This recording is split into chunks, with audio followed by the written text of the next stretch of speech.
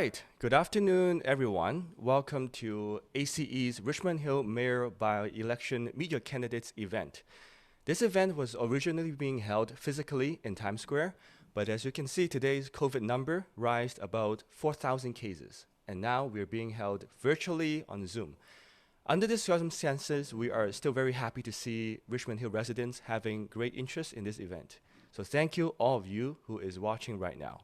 This event is being live streamed on Zoom and YouTube and will be recorded and uploaded to Facebook afterwards.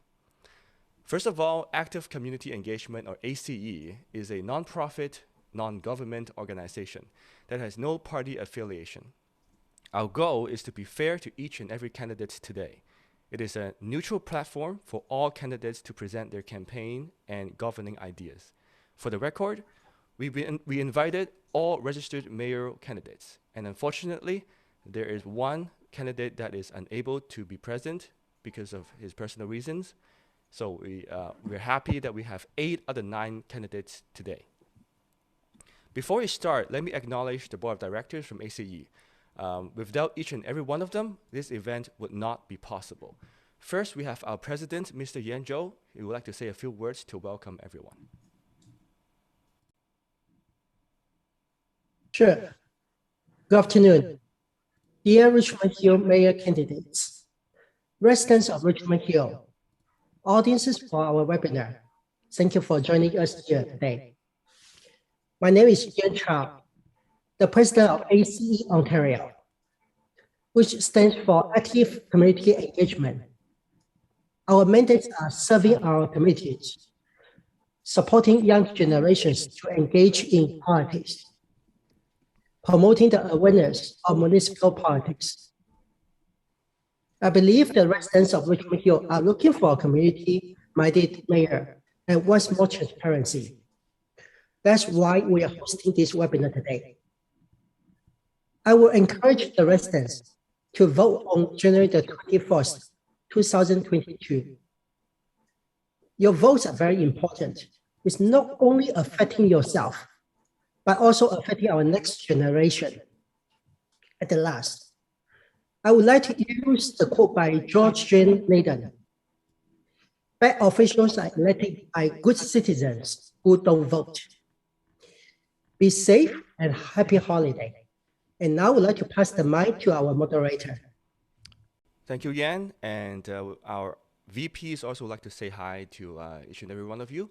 Next, we have our CFO, Mr. Scott Xie. Hi everyone, I'm Scott, CFO of ACE. It was good to see all candidates here except 10 and all residents of Richmond Hill here. Thank you. Thank you, Scott. He's a local business owner. Next, we have VP of Research and Development, Mr. Cliff Chan. Hi, good afternoon, everyone. Nice to see you all here. And hope that you guys here enjoy our events here today, as well as the residents of Richmond Hill. Thank you, Cliff. He's a scholar and a lecturer from Ryerson University. Up next, our VP Operations, Mr. Peter Ip. Hi, everyone. Thank you for coming to the event. So wish you could enjoy it and see you later this afternoon. Thank you. Peter is the owner of a local media production company. Thank you, Peter. Lastly, my name is Rich Lau, VP Communications of ACE. Also, I'm a local TV news anchor from Fairchild Television, which is actually operating in Richmond Hill. So I'm very honored to be your moderator today. So let's get into the parts. Today we have 4 main parts.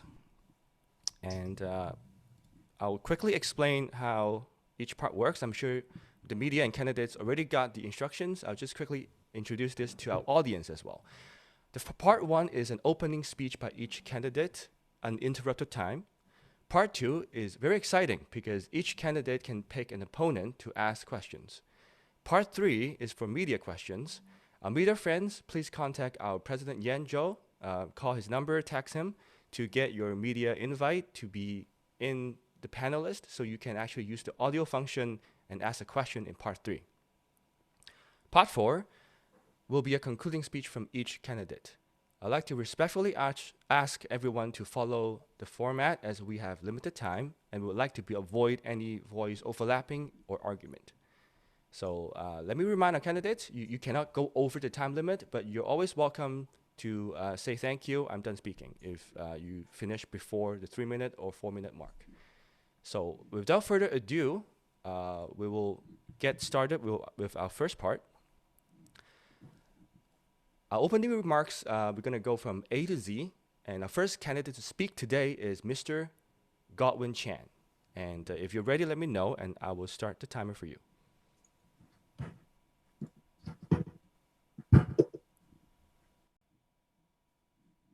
Godwin, you're mute. Godwin, please unmute, and you Can you start. hear me? Okay. Yes, yes. Good afternoon, ladies and gentlemen. Thank you, ACA, for hosting this event. I'm Godwin Chan. Having served on council for 15 continuous years, I'm deeply troubled by the media report that council's out of control and Richmond Hill ranked last in the Ontario 21 Ontario Municipal Democracy Index. I'm stepping forward to offer voters in Richmond Hill an experienced, inclusive, and forward-thinking professional to lead our city and to work with everyone, the community, to bring a brighter future to Richmond Hill. I have a solid record of leadership on council. Not only I'm now acting on regional council as an alternate regional councillor, but I've been a chair of Economic Development Committee. In that capacity, I worked with Mayor Barrow and staff in the past year to meet with representatives of Amazon and the landowner to secure the investment of Amazon to come to Richmond and create jobs, as well as attract other businesses like supermarket and foreign banks into Richmond Hill. As the chair of Recover Richmond Hill Task Force, I work with all levels of government, the business improvement area, Richmond Hill Board of Trade, other business groups to help businesses to adapt to new reality and try to do the best in this pandemic times. As well as the chair of the David Dunlap Observatory Park Steering Committee, I work with also committee members, with staff to implement that initiatives we have put forward in master plan. I take pride in champion for the Young Subway Extension, where initiated Young Love Group together with councillors from Markham and Vaughan to make this critical public transit project a reality. I take pride in champion for age-friendly community in Richmond Hill so that seniors could have active living. And I take pride in champion for regulation of the short-term rentals in our neighborhoods to minimize any negative impact. I will talk about my 5-point action plan in closing, but I present to you again a person who's well qualified, where I use my own time because I'm passionate in public administration. I earned a degree, master's degree in public administration from Harvard University. I look forward to applying my deeper knowledge into working with everyone to make Richmond Hill a great place to live, work, and raise a family. Thank you. Thank you very much, Godwin. That was right on time, 3 minutes. Thank you. Up next, we have Mr. Joe De Paula. Welcome, Joe, and I will start the timer when you start speaking.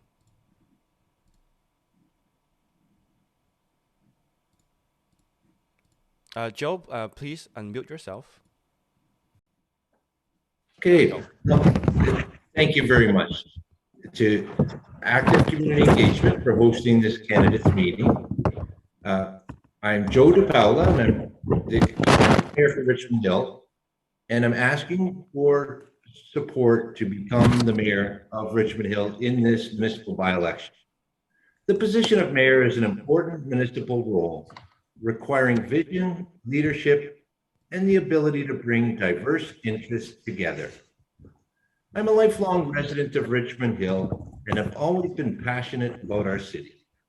As a rookie councillor in 1997, I had a passion for the success of this city.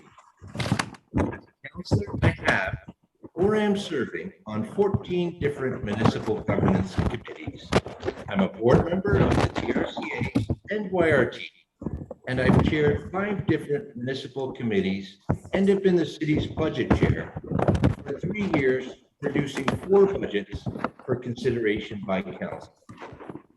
I am also a sitting member of the Ontario Big City Mayors Caucus.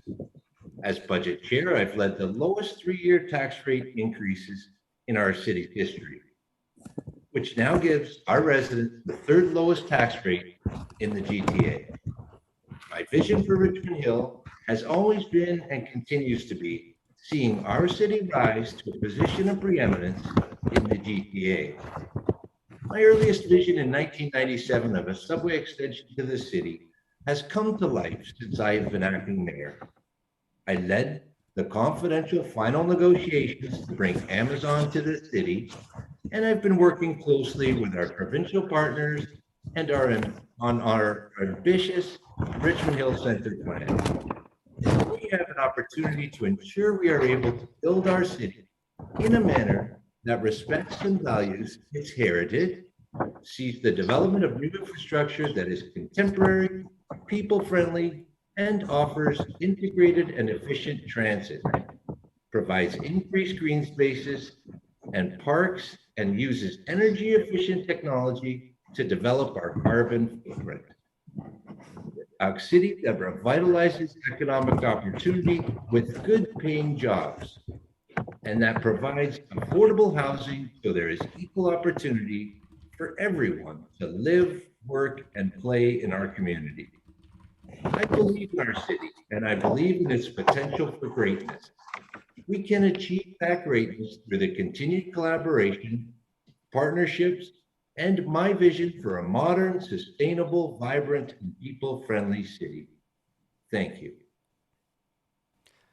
Thank you very much, Joe. Just a quick note that, Joe, you might want to check your mic because it sounded like something was rubbing against it, or there were a bit some distraction over there. So make sure the mic wasn't physically touched while you're speaking. Thank you for your opening remarks. And up next, we have Ms. Susan Corman for your opening remarks. I'll ask you to unmute right now. Thank you. Susan, please unmute your microphone before speaking. Thank you. It's your bottom left corner. Thank you very much. All right.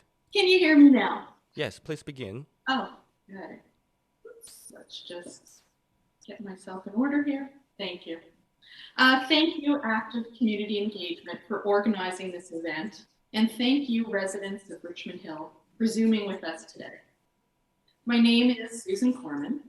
I have been quietly involved in politics for over 20 years in Richmond Hill. And due to the present Sitting Council announcing this by-election, I'm now putting myself up front to make a positive difference.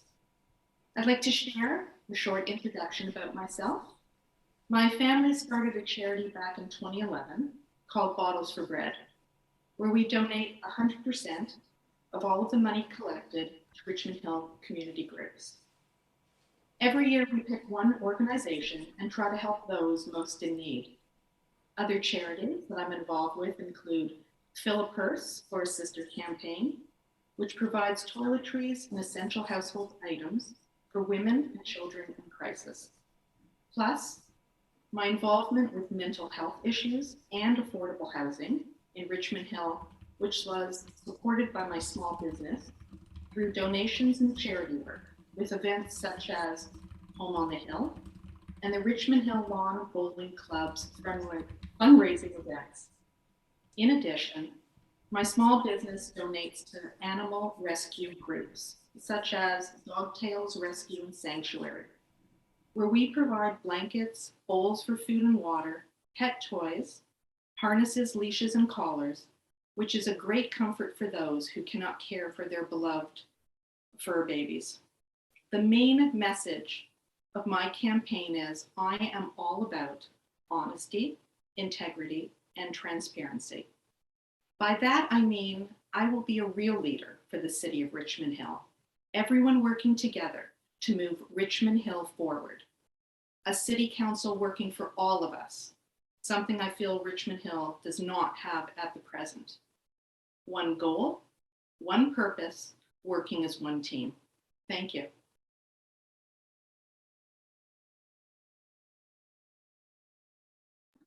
Rich, you are muted. Rich, please unmute yourself. Thank you, Susan.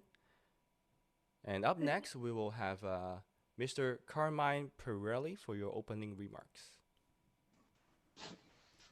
Thank you.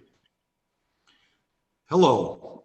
I want to thank everyone for coming out today and for giving me the opportunity to share my vision for Richmond Hill. The majority of tax dollars collected by the city of Richmond Hill are spent by the region of York. The new mayor of Richmond Hill will have to work with strong leaders like Mayor Scarpitti of Markham and Mayor Bevilacqua of Vaughan. Strong leaders who do not hesitate to advocate for their community. Richmond Hill will need a strong mayor to ensure that we get our fair share of resources from the region. Resources that will go elsewhere without effective Richmond Hill leadership. I have always fought for taxpayers by voting to lower taxes and to eliminate government waste. While serving on Richmond Hill Council, I have consistently provided an impassioned voice for fiscal restraint and social responsibility. Richmond Hill residents have my commitment that as long as I am on council, their tax dollars will be respected while we continue to increase frontline services. As the mayor, I will cut the red tape when dealing with City Hall. I will strengthen our property standards enforcement to deal with neighbors who neglect their properties so that all residents can enjoy a better standard of life. I will increase the number of recreational facilities for sports like soccer, hockey, tennis, outdoor rinks, and yes, pickleball. I will work with our provincial partners to create a walkable trail through Richmond Hill. I will increase our parkland acquisition fund and use it to purchase lands in Richmond Hill in order to protect them from development and permanently preserve them as parkland for future generations. I will make it easier for job creators like Amazon to locate in Richmond Hill. I will work with the Indigenous Action Committee to create an Indigenous Welcome Center in Richmond Hill. I'll work closely with York Regional Police Chief to ensure that Richmond Hill gets its fair share of resources to make certain that we stay on top of safety concerns and prevent small issues from escalating into bigger problems. I will work equally closely with our new fire chief to ensure a smooth hiring process for our 16 new firefighters and the implementation of the fire safety master plan. I will tackle congestion with traffic mitigating measures such as traffic signal coordination, and I will work closely with Richmond Hill residents and my council colleagues to make Richmond Hill the best city in York Region. I believe that this election is about choosing a strong leader to lead Richmond Hill into the future. On January 18th to January 24th, I am asking for your vote so that I can provide the strong leadership necessary to secure our game and to build an even better Richmond Hill of tomorrow. I'm available to answer any questions you may have. Thank you, Mr. Pirelli. Thank you for your opening remarks. And up next, we have Rona Wang. Let us welcome Rona. I will start the timer when you start speaking. Thank you. Thank you. Good afternoon, everyone. Thanks for arranging this opportunity to present myself as candidates for Richmond Hill Mayor by-election. My name is Rona Wang. 7 years ago, I moved to Richmond Hill and I've settled my family, including my husband and my 2 children. We enjoy living in this beautiful city and have Richmond Hill as our home. As a local resident and small business owner, I firmly believe that we all deserve a better, livable city in Richmond Hill. In the past 15 years, Working in my professional field, I helped over 4,000 individuals and families come to Canada. I found their first homes to adapt to Canadian culture. Many of them have become productive members of Canadian society. To bring back to the community, since 2019, I've been participating as board member of Public Library. I assist local residents and listen to their concerns, act as their voice, and work together with the city councillors. I assist in cutting $1 million per year for the library budget while still increasing quality service. We extended library hours on Sundays to benefit more local families. That great experience had encouraged me here today. I would like to have the opportunity to have more and all residents of Richmond Hill. At this time, I understand Richmond Hill Counseling is struggling providing better services. It is time for new leadership. I know more residents' voices need to be heard. I fully understand many small business owners need more help, particularly during COVID time. This is why I'm here. I want to help. I'm ready to help fellow residents to have their voice heard, to make their business more successful, and to create a better living environment in Richmond Hill. Thank you. Thank you very much, Rona. Appreciate your opening remarks. And up next, it is Mr. David West. Thank you, Rich, and thank you everybody that's organizing this event today.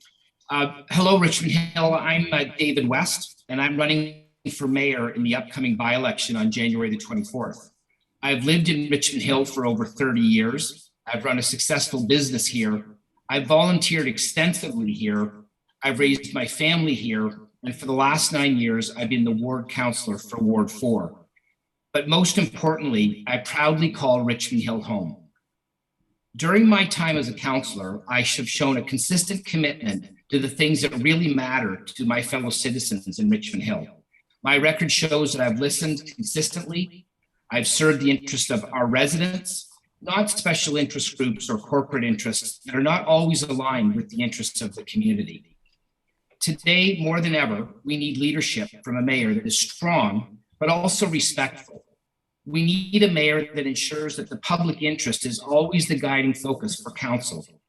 I've demonstrated a commitment to manage growth pressures in our community and have never lost sight of the importance of our unique established communities. I have demonstrated a commitment that we remain an environmentally sustainable community, and I know the importance of adding great parks that we already have and other open spaces to our inventory as we grow. I've demonstrated and supported leadership in promoting arts and culture in our community.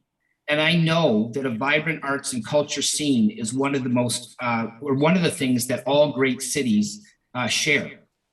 I've supported the important work that the York Regional Police, our Richmond Hill Fire and Emergency Services, and our Mackenzie Health Hospital have done to keep our community safe.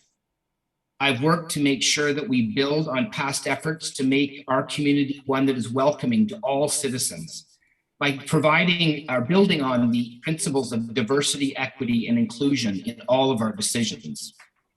The work of building a great community is never done, but I'm confident that we can work toward this goal so we can all consider Richmond Hill to be the very best place to live and raise our families.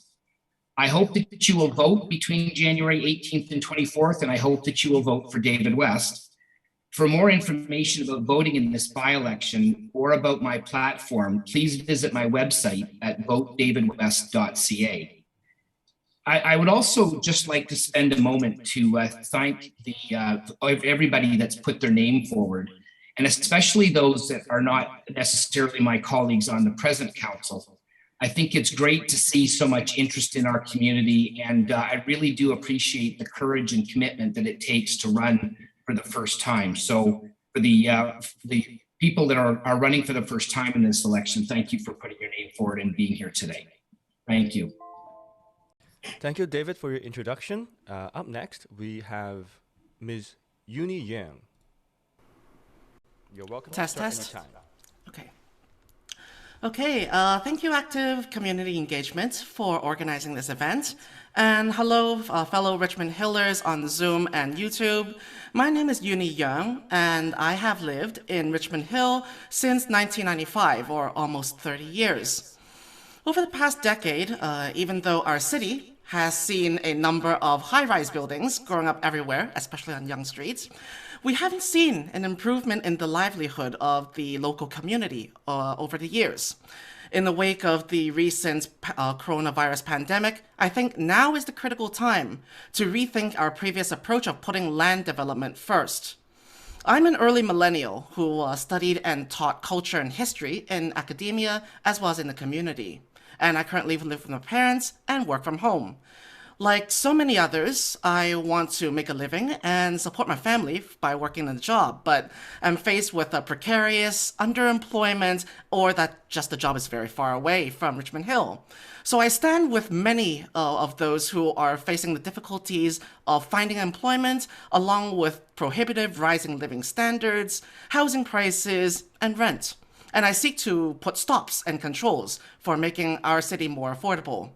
I also run a cultural nonprofit organization that draws links in Chinese and Canadian Indigenous heritage, along with the Truth and Reconciliation Project. But because my partners live across the GTA, not Richmond Hill policy has made groups like us difficult to voice our ideas and in our community centers and venues, who demand that their executive board must be hosted by Richmond Hillers in the majority. So as this term's office is quite short, my mission is to lay the foundations of encouraging small business and local employment in Richmond Hill during this period of post-epidemic economic recovery.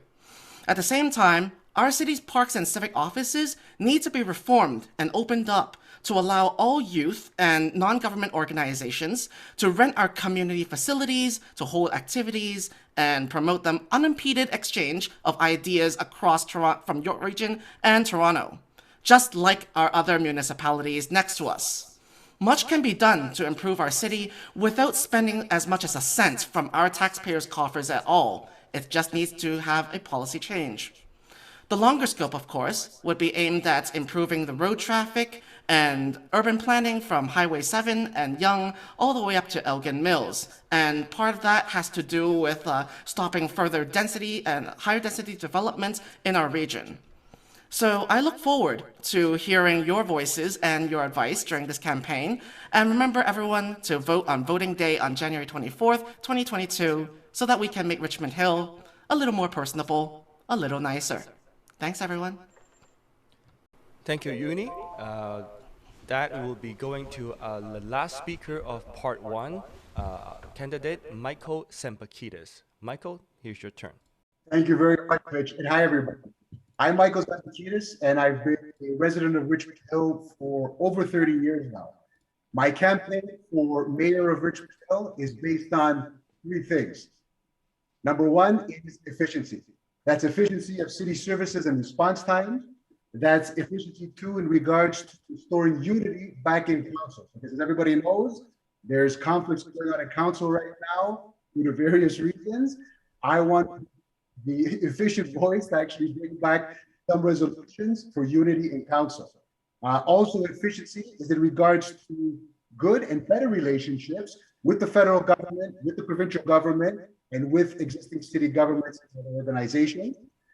Expansion, what I mean by that is expansion by sustainable growth. That's bringing high-tech companies from across Canada, from across the world, to create high-paying jobs, good jobs, and it's also to foster innovations within Richmond Hill to create, again, companies that are going to create well-paying jobs, and at the same time to help reduce the tax burden. And number three, which is the most important, it's equity. Richmond Hill, from the last count, was one of the second most diverse communities and cities within all of Canada, yet ranked 32nd on the democracy index for Ontario. I believe everyone should have a seat at the table. Everyone should have a voice. Their voice should be heard, and any issues they have should be actually resolved. I want to bring a change to Richmond Hill. I believe a change that's needed and a change that's wanted. And that's why I'm running for mayor of Richmond Hill in the upcoming by-election in January. Thank you. Michael, you still have 1 minute to go. Do you want to add anything, or that's it? No, that's it. Short and sweet. All right. Thank you very much.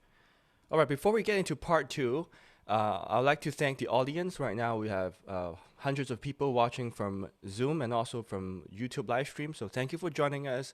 I understand we have a situation where COVID doesn't allow us to do physical event, but we really thank you for your interest. Second of all, we missed our secretary, VP Benny Ju, to say hi to the audience. So Benny, why don't you take this chance to say hi to everyone?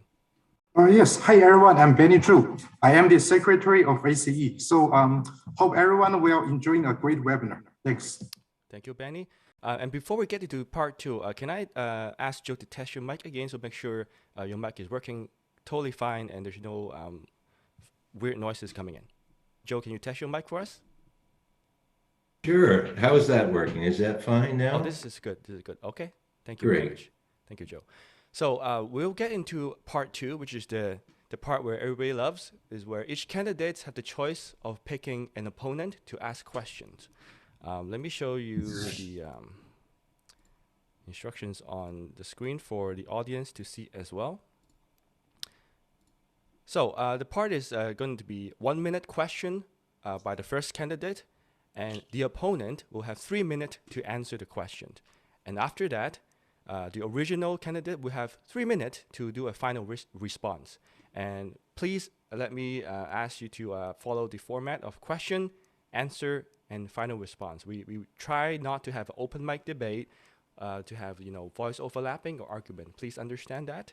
And this part, the order will be reversed. So we're going to go from Michael back to Godwin. So if that's okay, we will start with Michael here, and you can pick your opponent right now. Wonderful, thank you. This question is actually towards everyone right now who's sitting on council and to the acting mayor. Any of you can answer this question. Specifically, what will you do to address and correct bad behavior in council during meetings and otherwise, so it will not happen again? Specifically, what will you do to remedy that situation? And you're picking who to answer your question? That it could be the acting mayor, it could be Councillor West Chan or Councillor Pirelli. Any of them can answer it. Michael, pick one.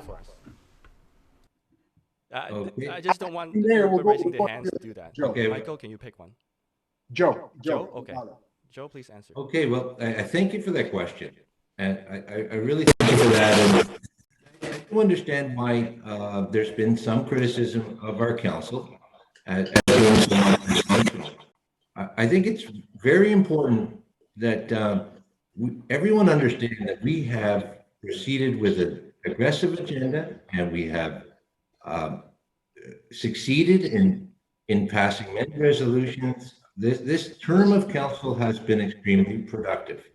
We've been awarded for our achievements from several outside bodies. We've got a lot of things done. Our staff has done an excellent job in preparing reports, bringing them forward, keeping us well informed, and 90 to 95% of what comes to council is ratified on consent.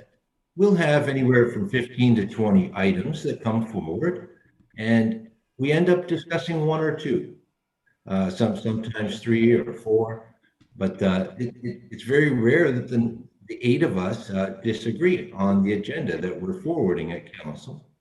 But in terms of why we're being described as dysfunctional is because Robert's Rules of Order and our governing procedure allows for councillors to speak. There's nothing that I could do as chair to limit the time that elected officials have to say their piece.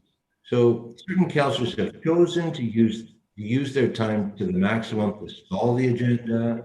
They've chosen to criticize our staff. They've chosen to make comments that are disparaging of other councillors, and this type of thing has happened. But as the chair, all I can do is point it out.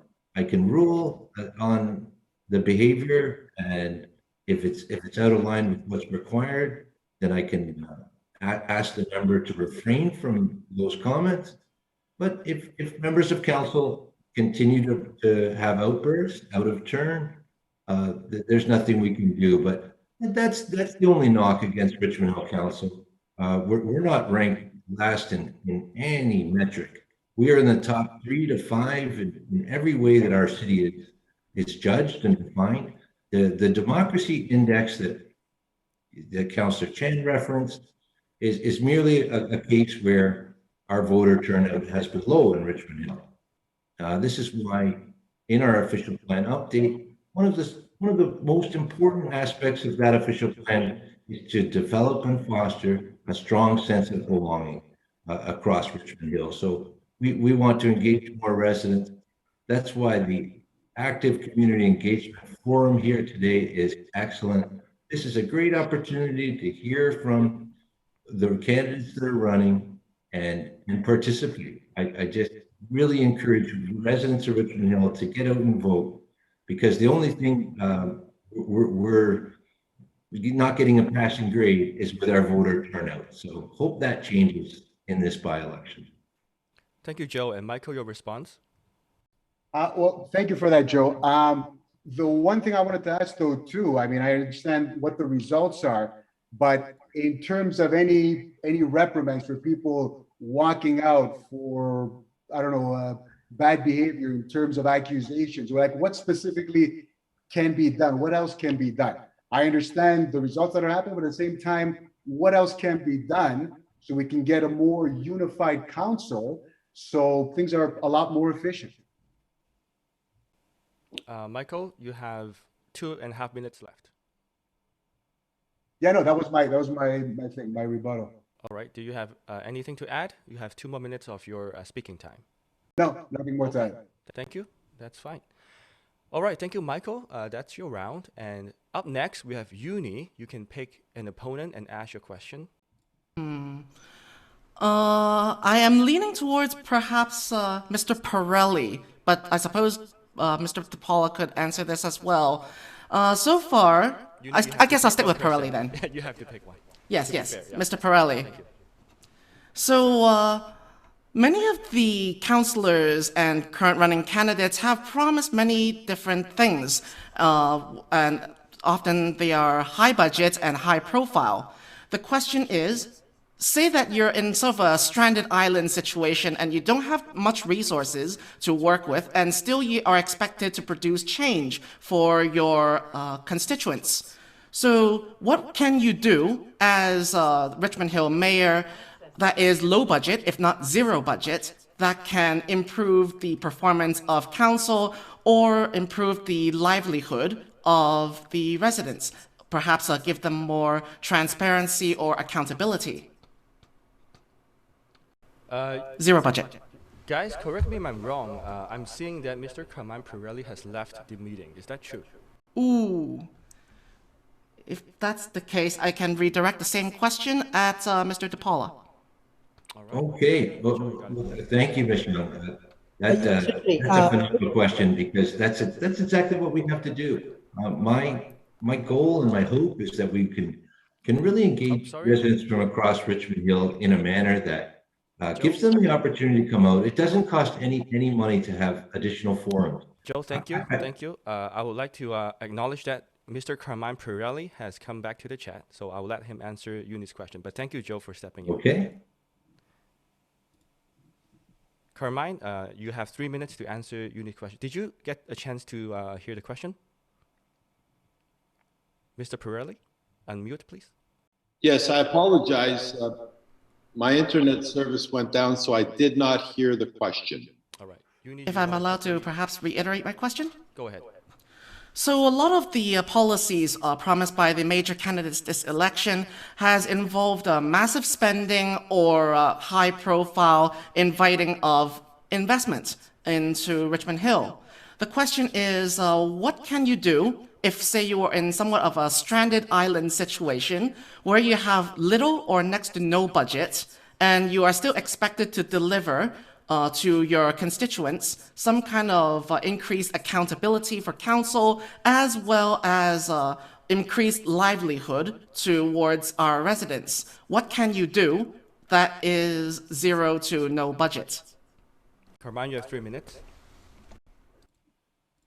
Well, I apologize, Mr. Lau, but I don't understand the question at all.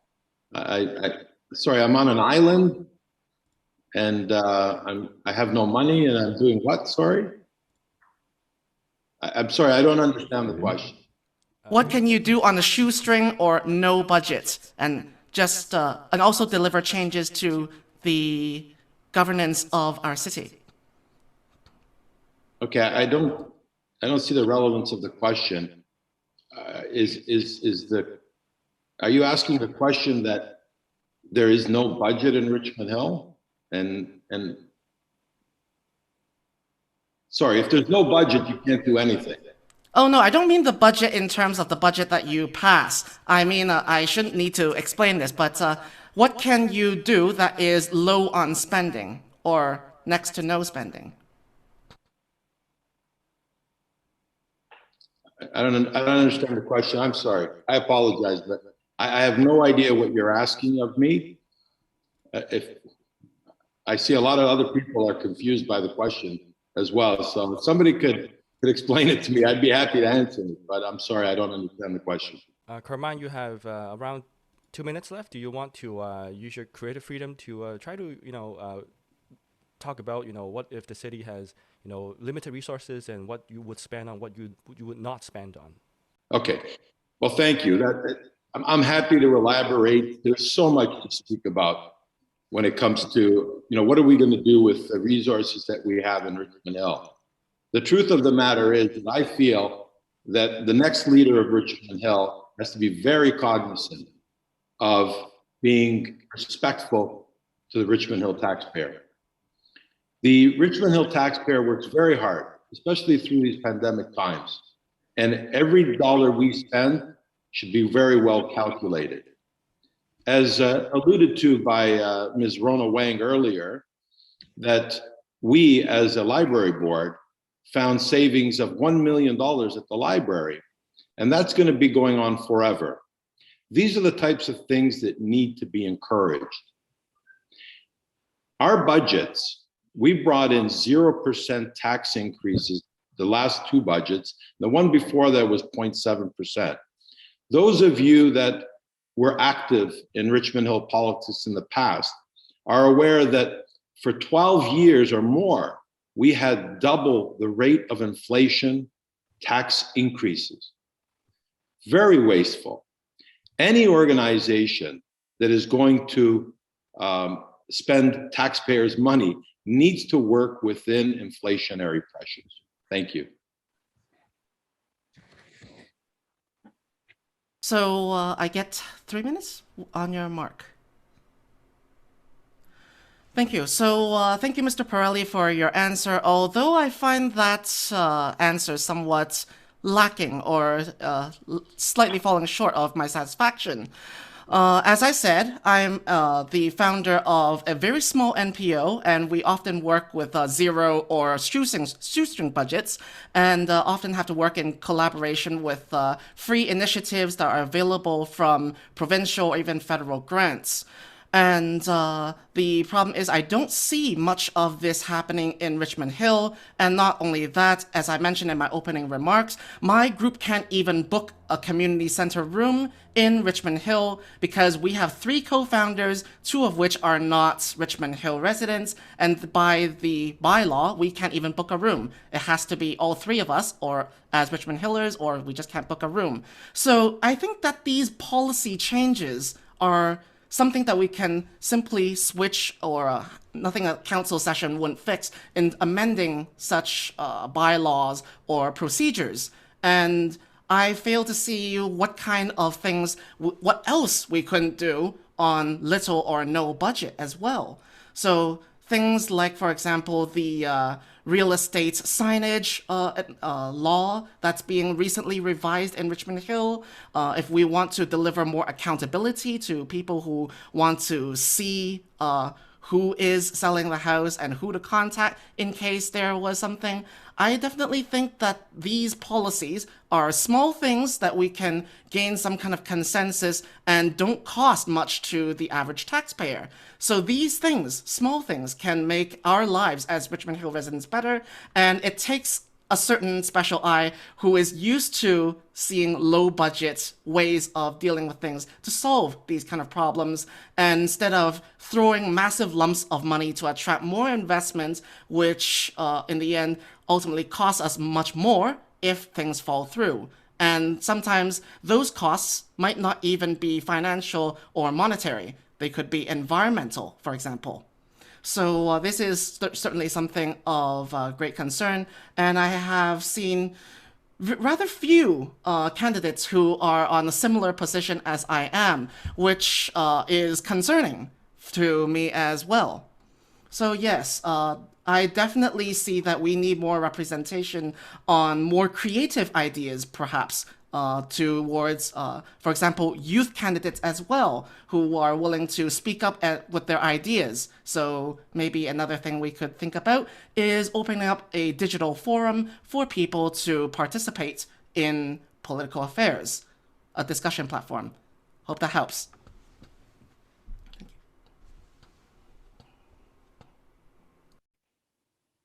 Rich, you're muted. Please unmute yourself.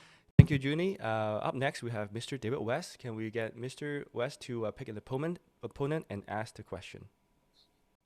Rich, I don't actually have any questions I would ask to my opponent, but I would like to take the opportunity I think I can answer Yuni's question.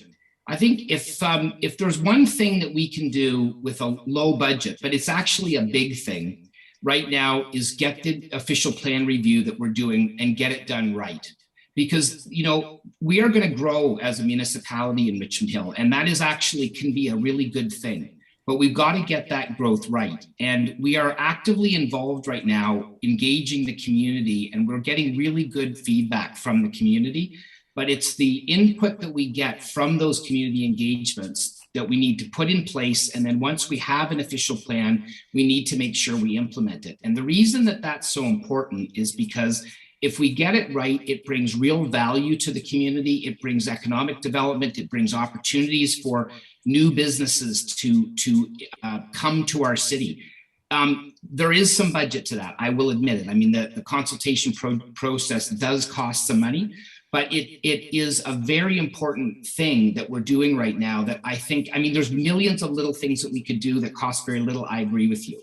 And I appreciate the words that you're saying, but I also think that there's a lot of real bang for our buck by making sure that we're really consultating and hearing on a lot of these big consultations that we're doing with the public right now. So, Rich, that's not really a question, but I mean, I'm more than happy to sacrifice my time to make that comment because I think it's really important, and I really appreciate the creativity in Yuni's question. I think it's well stated and it's something to really think about, and you certainly made me think about it. So thank you. All right, thank you, Mr. West. We gave Mr. David West 3 minutes to speak, and he chose not to ask a question. So we'll go to the next candidate, which is Ms. Rona Wang. Would you like to ask the questions and direct it to an opponent? Actually, I want to raise the issue on my own, like from my own time. That's Is that okay? You have a maximum of 4 minutes. Okay, I don't need that long. I'm gonna be sweet and short. That's fine. Just time. Okay, I want to raise the issue about gender equality. So from the local to the global level, women's leadership and political participation are very restricted. Women underrepresented as voters, as well as in leading positions. That has happened whether in elected office, the civil service, or private sectors. It has been proven that the gender diversified team leads more innovative thinking and tends to be more productive. Unfortunately, there is only one female on Richmond Hill Council for the past 3 years. This means many women's strengths have not been fully utilized. I would like to advocate for gender equity. I'm empowering women and girls. I want to be the role model for our young generation. Let's show them that men and women can be equal in politics. Thank you. Thank you, Rona. Up next, we have Mr. Carmine Pirelli. You can choose to ask a question 1 minute, or you can do what others do, is to use the total of 4 minutes of time to speak of your own issues. Thank you, Mr. Lau. I guess if I were to ask a question, it would have to be of all the candidates, because I would really like their opinion on a very special issue. So I'll speak about the issue because I think it's very important. In 2012, we had a piece of land called the David Dunlap Observatory, located on Bayview and 16th area approximately. And it consisted of a 189-acre parcel of land. The land was owned by the University of Toronto, and it houses the administration building, a farmhouse, and of course, the famous observatory itself that was used to, and I don't understand it completely, but it was used to identify or speak about a black hole. I guess I don't know enough about astronomy to explain that. But what happened was the University of Toronto sold that land, and a developer bought it. And the developer came forward with an application that they were going to put single-family homes on that property. And it was a beautiful plan, it really was. But as I often do, I consult with the residents of Richmond Hill, the people that I represent. I moved to Richmond Hill in 1978 when my father and I built the family home on Garden Avenue. Been here a long time, I've seen a lot of changes. Well, I saw this parcel of land, 189 acres, and I said to myself, wouldn't it be wonderful if we could preserve and save that land forever and turn it into a park, a central park, like that in Manhattan? And I discussed it with my council colleagues, but I went a little further. I spoke with the late Alfredo de Gasperis, a true gentleman, a true philanthropist. And I said to Alfredo, Alfredo, I think it's important. I've consulted with the residents of Richmond Hill, and an overwhelming majority do not want to see that land developed at all. And speaking realistically, we know that we couldn't expect him to give us that land for free. So I presented an application, a plan to members of council to purchase that land. I was going to purchase that land for the city of Richmond Hill using funds that we currently have that are still in the fund after how many years now? 8, 9 years? Carmine, can I respectfully ask you to wrap up your question and directly to another candidate, please? Thank you. Yeah, there are no questions. I was just using the time to speak about the issue. How much time do I have left? I was guessing that was your question part. Oh, no. I thought I was clear. That's okay. You can keep going. Around 2 minutes left. Okay, thank you. So, unfortunately, I did not have the support of council back in 2012 to save that land. When the application came forward, some of my council colleagues that were on council at the time will recall that the vote was 8-1. I supported the area being developed because we couldn't buy it. There was no appetite for that. And had that application been approved, it would have had single-family homes in the area. All the homes would have a little dome on top of them. The application was spectacular. Well, unfortunately, the application was turned down. And today, with a settlement through the OMB, that area now is a mixture of townhouses, semis, and some singles.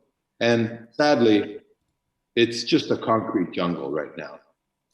I don't want to lose another opportunity. And that is the focus of what I'm talking about now. Most recently, an applicant came forward. There's a beautiful parcel of land on the southeast corner of Yonge and Bloomington. And myself and the local councillor, Ward 1 councillor, Greg Barrows, decided that we should consult the residents of Richmond Hill and ask them what they want to see with that parcel of land. And the overwhelming response, once again, is to preserve that land forever. And it is my position that we should explore the option, meet with the applicant, and purchase that land and turn it into a park so that it can be protected forever. And if I were to ask the question of all the candidates here, it would be, do you support my vision to turn the Bay Flans at Yonge and Bloomington into a park forever? Thank you. Thank you, Carmine. Would you like to direct it to an opponent to let them speak of the issue you just raised, or you don't want anybody to respond to that? I want to follow the rules. If you would allow a deviation from the rules and allow every person, every candidate running to answer with a yes or a no, that would be great. If not, I would direct the question to Rona Wang. I would prefer, because of time limit, I would prefer to just direct to one opponent. So Rona, can you have three minutes of time to answer Carmine's question. Well, in my opinion, our country, our city need to be developed. That's for sure, because the new immigrants coming to Canada, and we really need a better future. Well, I'm not quite sure, Carmine Pirelli, that how big the development going to be, but I'll definitely I'll support the development, but I have the courage to say no to overdevelopment. But really, for me, not able to see yes or no at this moment, because I think we need more professional investigations onto that. That would be my response. Thank you, Rona. Since Carmine used all of his 4 minutes of time to raise his issue, we're going to go with the next candidate for this round, which is Ms. Susan Corman. Susan, you're welcome to ask a question, or you can do the same thing as some other opponents, as is to raise your own issue, and you have a total of speaking time 4 minutes for this part. Thank you. Great, thank you, Active Community Engagement. I could stand here, ask questions, and point out all the bad decisions, self-serving practices, and lack of true leadership that my fellow mayoral candidates, councillors Joe De Paula, Carmine Pirelli, David West, and Godwin Chan have shown us over the past 3 years. But I will not. Because when I am elected mayor, that would lead to a council that would continue to bicker, be self-serving, and not act in the best interest of our community. So I'm not going to point fingers at any issues that will make my fellow candidates feel they must rebut and push this event into the same embarrassing example of bad politics, which has been shown over and over again during the past council meetings. Let us all be respectful. We need true positive leadership with one goal in order to make our community work with me as a guiding leader. Let's work together and bring an end to what has not worked for a very long time. No questions, thank you. Susan, would you like to a candidate to respond to the issue you just raised, or you don't want anybody to respond to that? No response necessary. Their actions have spoken quite loudly in these past 3 years. All right. You still have time left for your part. Would you like to speak more? You have We'll about just 3 move minutes on. left. We'll move on. Thank you. Thank you, Susan. Up next, we have Mr. Joe De Paula. Would you like to ask a question or raise your own issues to talk about? Okay, thank you. And in the spirit of exactly what Ms. Corman said, I don't think it's helpful for us to engage each other in questions. I think so far this format has worked really well. For me, it's extremely important that there's a collaborative go forward basis and approach to everything we do. And I would also like to take the 4 minutes, rather than putting one of my opponents on the spot.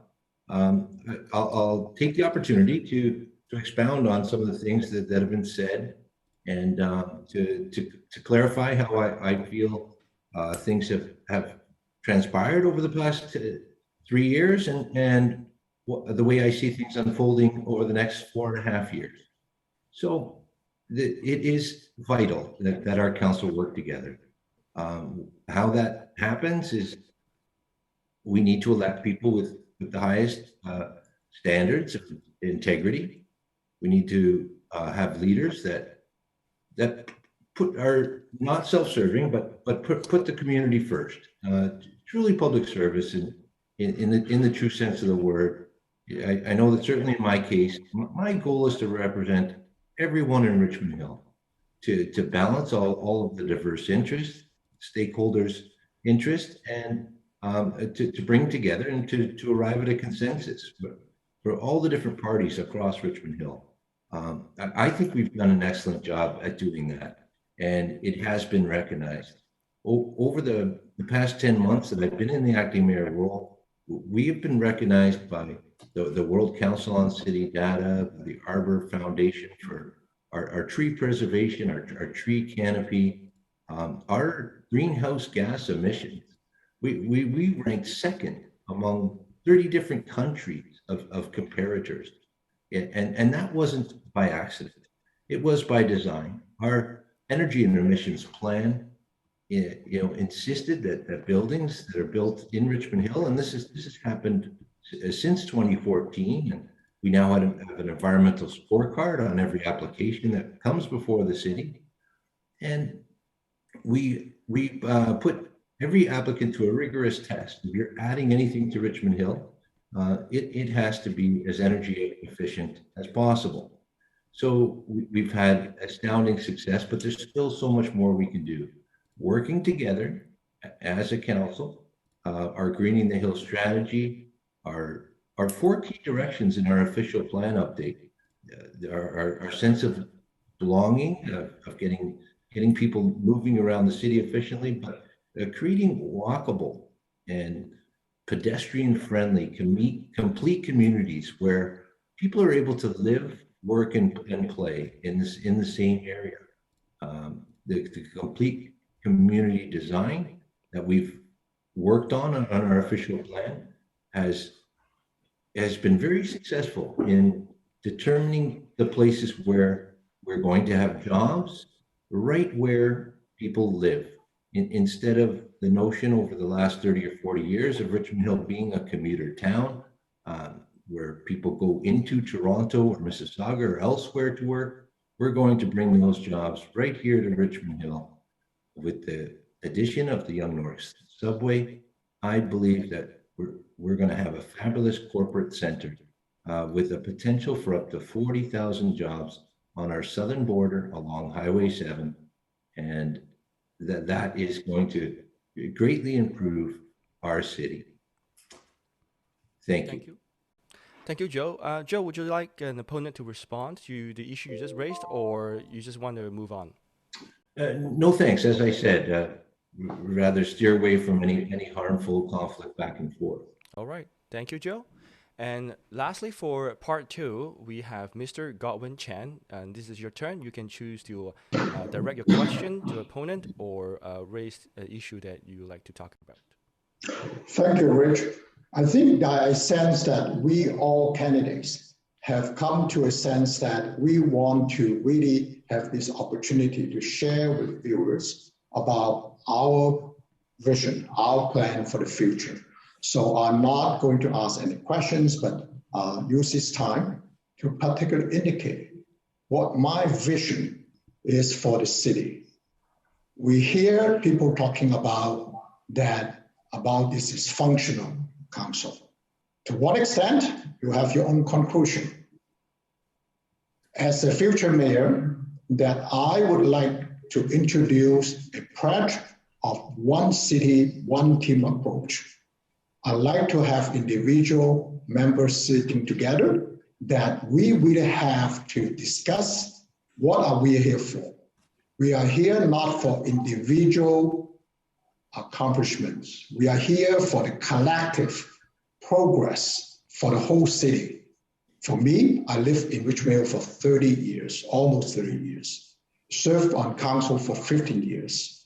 I am sure my council colleagues duly elected by others, would have the same idea. We would have differences. That's what democracy is all about, for deliberation in the chamber. However, I think it's important we have to be respectful to each other while the chair, the mayor, is conducting the meeting, that efficiently and really getting value for our residents' tax dollars and not getting into back and forth on non-issue matters. Number two, I've been hearing that talking about that more meaningful community engagement. With the opportunity as a mayor, I do not want to hear we only have 5 minutes to go. No more 5 minutes on explaining or articulating what we think about planning application. I would like to introduce a planning and development committee to focus undivided attention on planning matters so that council members who sit on the committee and members of public have more time, more opportunity to interact, to really develop a workable solution for an application. As well, no more just sky's the limit. Development has been right place for the right reason, where the infrastructure, such as the Richmond Hill Center and Yonge and Highway 7, where the transit-oriented communities are going to come, and it's already talking about we have to do our part in terms of climate change and having walkable communities within 15 minutes from mass transit like a subway station is the place to go. Lastly, I also would really like to take advantage of the already solid relationship I've established with York Regional Police, beginning from when I served on the Police Services Board as a board member 25 years ago. I will set up a system, if elected as mayor, with not only the chief of police, but the superintendent in charge of the safety in Richmond Hill to ensure there are actually visible patrols, there are actually tangible plans to how to keep our resident visitors safe in Richmond Hill. I will continue to facilitate community with the neighborhood watch and the road watch. And on that note, I want to thank again AC for giving this time for members of candidate to offer the views. Thank you. Thank you very much, Mr. Godwin Chen. That concludes our part 2, where every candidate gets a chance to ask a question to other candidates or raise their own issues. And I hope everybody's happy with their own speaking time of total 4 minutes. And up next, we have going to part 3, and which is our media questions. May I ask President Yan, do we have any media have sent us any questions beforehand, or any media would like to speak right now as a panelist on Voice? There's no media asking question right now, so we maybe take questions from our residents. All right. So our ACE have collected some questions from the residents, and we would like to have Cliff Chan, our VP of Research and Development, to ask one round of questions for the residents, and each candidate will have a chance to answer that. Cliff? Cliff, please unmute. Sorry, I'm just pulling out the questions. Give me a sec. What do you see? What do you see from the Richmond Hill residents? At the same time, I would like to thank all the viewers right now watching using Zoom or YouTube live streaming. This video will be recorded and uploaded to social media as well. So if you missed the first half of the forum, you are welcome to watch it afterwards. Okay, I have a question here from one of the residents of Richmond Hill. You guys ready? Okay, so question is, how to make the property taxes in Richmond Hill as low as City of Toronto and City of Markham without cutting services? Is that the question? Yeah. All right. This part will have 2 minutes of speaking time, and we'll go the other way around from Godwin back to Michael, if that's okay. Godwin, you can start answering that question. Did you get it? So thank you. If I understand the question correctly, is how to keep the property taxes low? Is that what I'm hearing? Yes. Well, yeah. The person is comparing the property taxes with those in the City of Toronto and City of Markham. Okay, I hear you. Yeah. I think it's important to set out, we have to compare apples with apples. Cities of Toronto have 2.7 million people. So I think in fairness, that may not be a direct comparison, but I can understand perhaps with municipality of similar sizes and such as Oakfield and so on. My approach is this, and has been consistent from day one. I became a councillor since I had the privilege to serve people back 15 years ago. The property tax, I'm one of the taxpayers as well, would have to be kept no higher than the annual inflation rate. And that has been my consistent approach. It is really public record.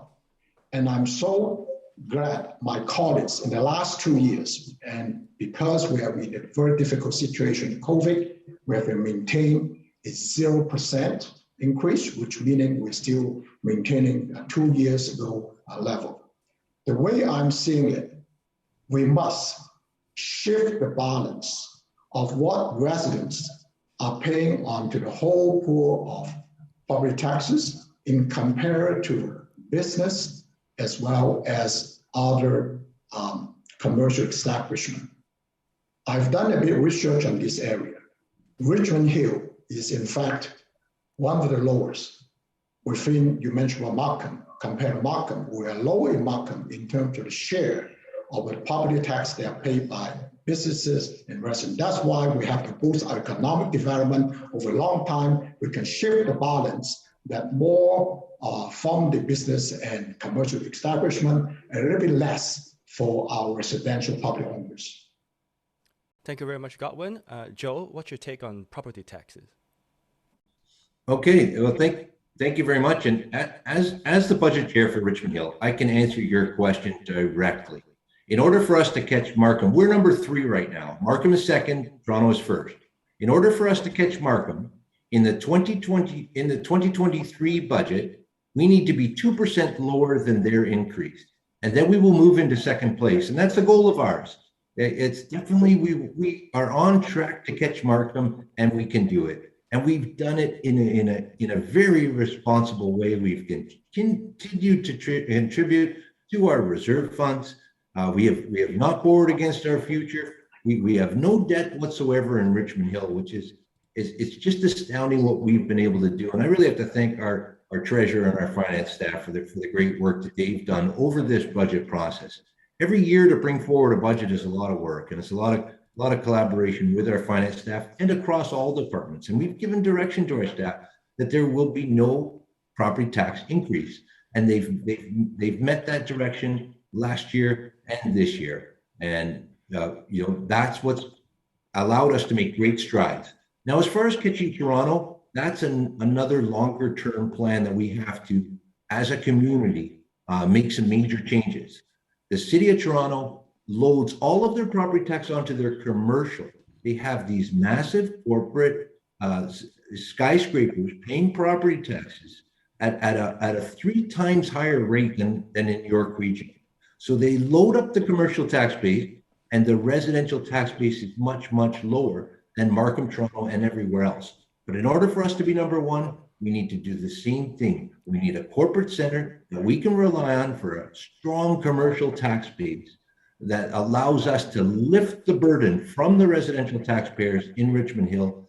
I know we can do it. My goal will be to be number one. We're going to catch Markham in a year or two, and we'll catch Toronto in the next 4 or 5 years if we plan properly. Thank you very much, Joe. Can we get Susan to have your opinion on the Richmond Hill taxes, property taxes? Good. Thank you. That's a really good question. I've been living in Richmond Hill for over 20 years. I know that my property tax has increased to an amount that I never thought we would ever reach. I know that some people can't even afford, there's no affordable housing, and the property tax on top of that is making it very difficult for a lot of families. Everybody promises during election time, no tax increase, but more importantly, during this pandemic, when other municipalities have either lowered or cut in half the taxes for home property and for businesses, this sitting council didn't deem that to be important enough. And they actually did not allow us or anyone or this council or anyone that had a voice to put that forward. So when people talk about property tax, it's really pie in the sky for me because I'm not privy to all of the information that these councillors now have. So I don't believe anything that they're saying, and they're just making it very, they're just glossing it over when I'm sure they do not mean what they say. Plus, Richmond Hill coffer is very, very full. They could have taken money from there, knowing that this pandemic might last or might not last for a very long time, and they didn't put it to the right use. Thank you. Thank you very much, Susan. Can we get Carmine? What's your take on Richmond Hill property tax? Oh, thank you very much. I love this question. Thank you. It's actually not a very difficult thing to do. It's actually very simple. We've done it. Back in my term of office from 2010 to 2014, my research with and surveys with the public were very well documented. And just as an example, the question was, what are we going to do about meeting some of the services in Richmond Hill that we have in other municipalities called windrow snow clearing? And I vowed back then, and I made it part of my campaign, not vision, but commitment, to make sure that the residents of Richmond Hill had windrow snow clearing. And we made it happen during this term of office. And we made it happen without affecting property taxes from going up. The best way to explain it is this way. As long as there's a will on council, it's very easy to look at our budgets, find the waste, eliminate the waste, attract more businesses to come to Richmond Hill so that we have jobs, we have more taxes coming in. And everybody knows on council, I'm sure all of my candidate colleagues here also know that when you have more businesses, they take the burden of the taxes, and the taxpayer, the residential taxpayer, pays less. But I will never, ever sacrifice services for lowering taxes. It has to be done, and it has to be done responsibly. We've demonstrated that. I will continue to lead in that direction to make sure the taxpayers' dollars are respected. I'm out of time, but thank you for the question. Thank you, Carmine. And up next, we have Rona. Can you help us address Richmond Hill property tax comparing to the other municipalities? Well, this is a very good question that everybody is really ties to it because everybody have to pay the taxes, like all of us. I think from my experience, from my past experience working as a board member from public library, I've learned how to balance the local families' needs and our government budget. This is a really technical thing. I cannot do by myself. I think with this great leadership, our Richmond Hill can do anything. Well, this is a very professional way to lower or cutting the budget. But I believe if we do together, yes, we can do it. Thank you, Rona. And David, can we get your take on this issue? Yeah, thank you, Rich. This is a good question, and it's an important one. I will say that in this term of council, we have done a good job in finding efficiencies, trimming the budget where the budget needed to be trimmed, and I'm sure that there's more work to do. But I will say that we've achieved a 0% budget increase in the last 2 years. But at the end of the day, I look at this in a slightly different perspective, that a 0% budget increase when you have inflation that's really high right now, it is a matter of time before we will have to find efficiencies that will erode some of the services that we offer. And that's the reality. It's like, not investing necessarily in all the things that you need to upkeep your home. Eventually you're going to get a big bill at the end. And when the honeymoon is over, you're left with a bill. Now, I'm not saying that will happen. I think we're being as responsible as we can. And I think, frankly, during this pandemic, not raising taxes is an absolutely good thing to do. But I really worry about that. It was referenced, one of the things that we're doing lately, it was referenced about the snow windrow clearing. That didn't raise the taxes specifically, but you have to keep in mind that we were using or leveraging one of our reserve funds in order to fund that program, and we weaned ourselves off it over time. I think that was a responsible thing to do, but while we were having a very small tax increase, we were also dipping into, in some ways, a reserve fund. We did the same thing with firefighters in the last little while. So I think, it's a real balancing act, but I think one of the things that was touched on, and I'm probably going to run out of time here, but we also need to make sure that we are preserving our employment land and, in fact, increasing places for businesses to locate, because the amount of taxes that businesses pay reduces the burden on the residential tax base. And we don't have a lot of employment land in Richmond Hill. And, we have lost some of our employment land in the last little while. I didn't agree with that when that happened. But through an MZO, we have lost some land, and that will have an impact on our taxes eventually. So I'm sorry I've gone over. It's all about a matter of balance. It's a pretty complex question, but that's the shortest I can do. I'm sorry. Thank you very much, David. Up next, we have Yuni. Would you like to address this topic, please? Since it's been gone through so many, I think I'll start by reiterating the original question. How do you lower taxes as much as possible? And I like to usually think of the problem from what's not spoken. And I think, why are people feeling so unengaged or feeling the lack of bang for their buck? And when Joe mentioned that we need to increase local hiring diversity and increasing local employment and mentioning corporate centers, I grow a little concerned because ever since this pandemic, and it's been changing the form of our economy, a lot of us have gone to work from home or start home businesses altogether. Hello, Amazon. And we are seeing a paradigm shift. I'm wondering if these corporate towers actually reflect the nature of business that we do. On the other hand, I know a lot of people want to start small startups, and often that involves starting in the garage or in their living room or in their kitchen. So I am more interested in seeing what kind of facilitation can Richmond Hill see to perhaps provide benefits to these kind of home startups. And I remember one of my neighbors telling me, oh, Richmond Hill has $16 million in their coffers. They can afford to spend some money.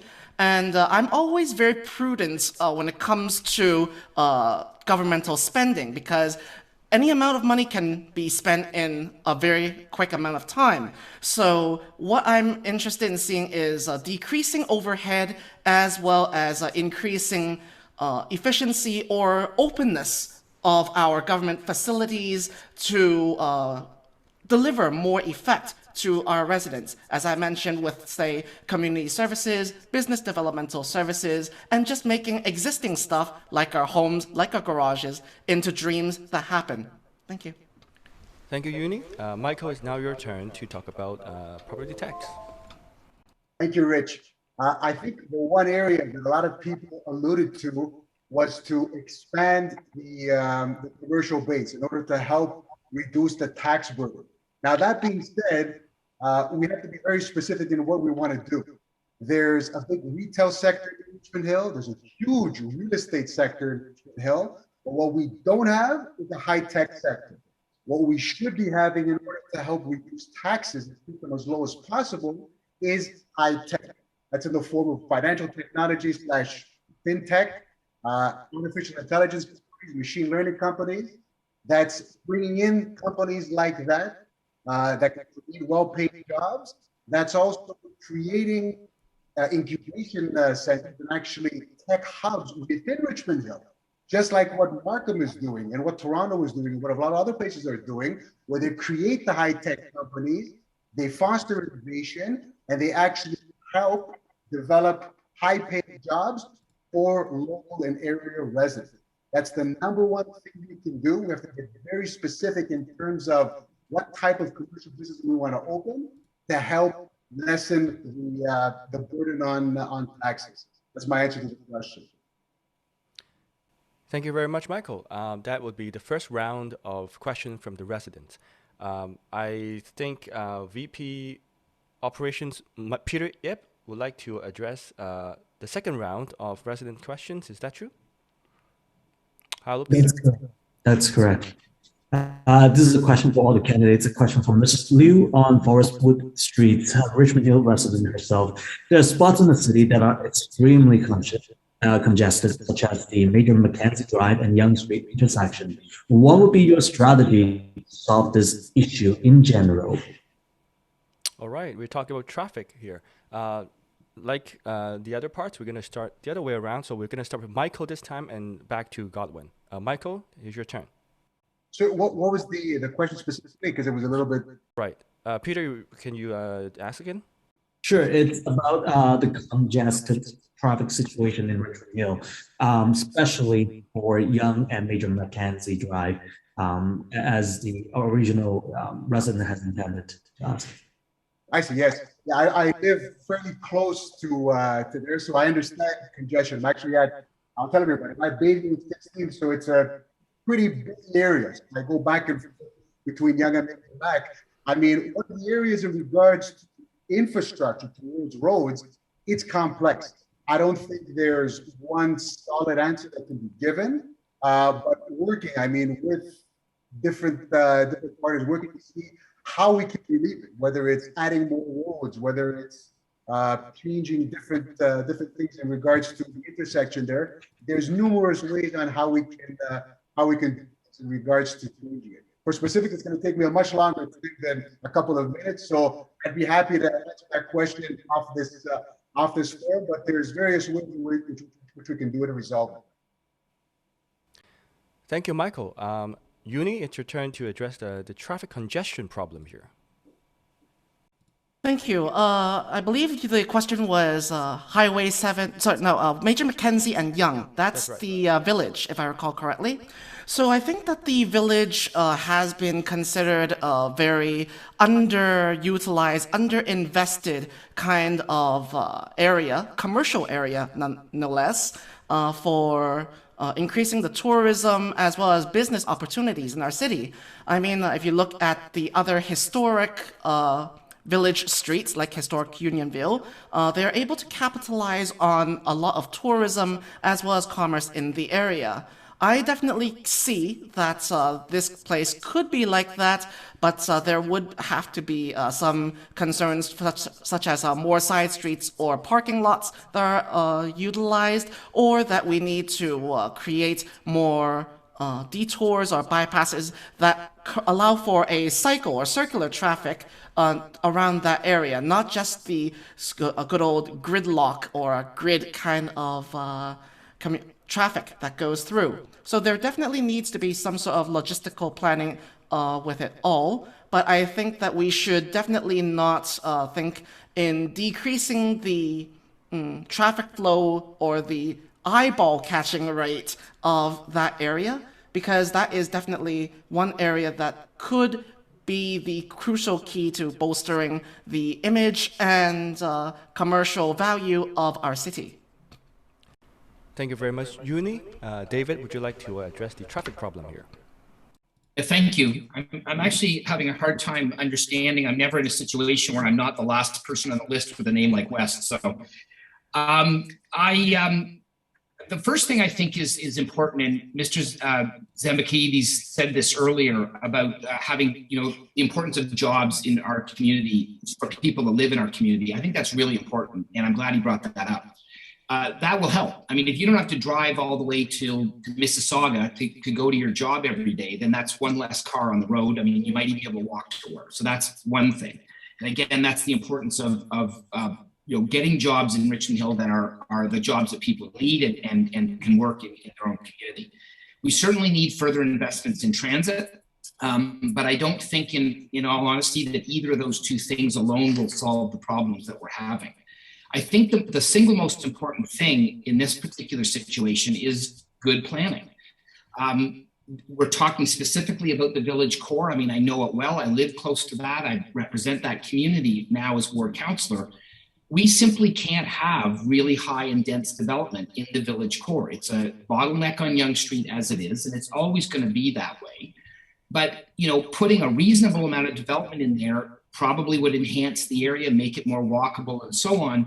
But blowing the roof off and allowing really tall buildings in a place like that will make the problem a lot worse.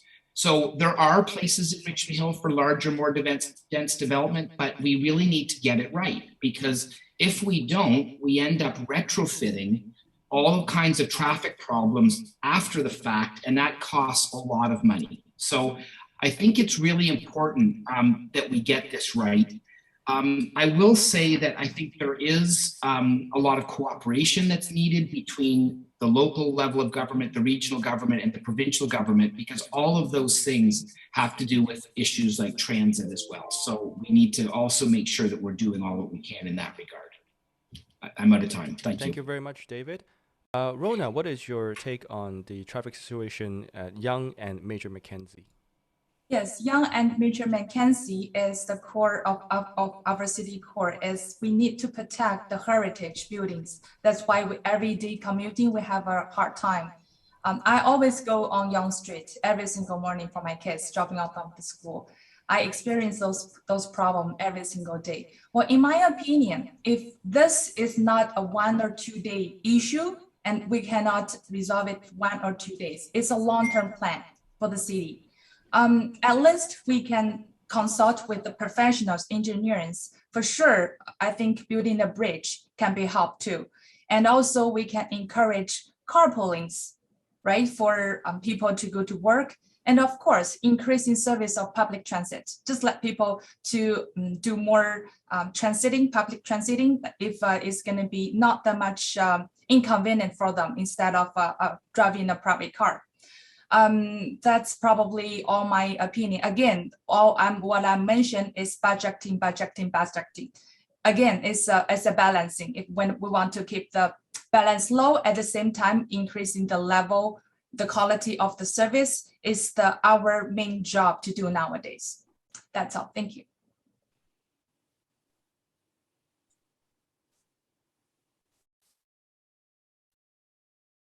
Oh, Carmine, this is your turn to talk about the traffic issue at Yonge and Major Mac. Thank you. It's interesting that the resident asked about this specific intersection.